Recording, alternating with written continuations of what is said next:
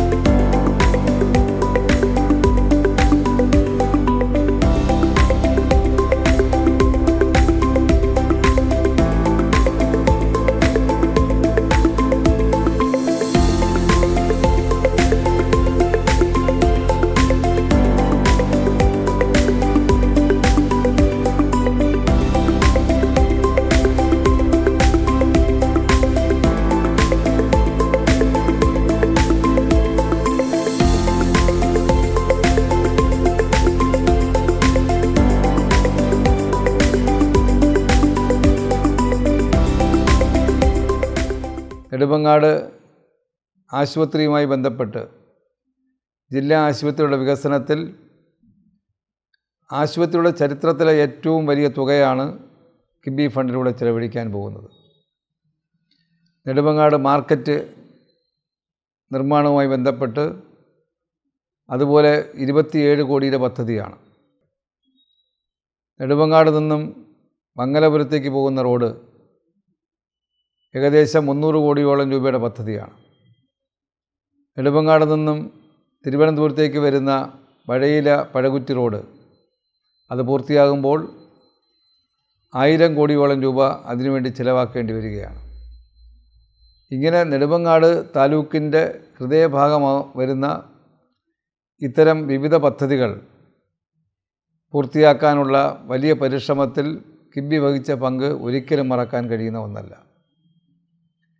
ഈ വികസന കുതിപ്പിന് സഹായകരമായി വന്ന കിബിയുടെ പ്രവർത്തനങ്ങളെ എല്ലാ തരത്തിലും അഭിനന്ദിക്കാൻ ഞാൻ ഈ അവസരം വിനിയോഗിക്കുകയാണ്.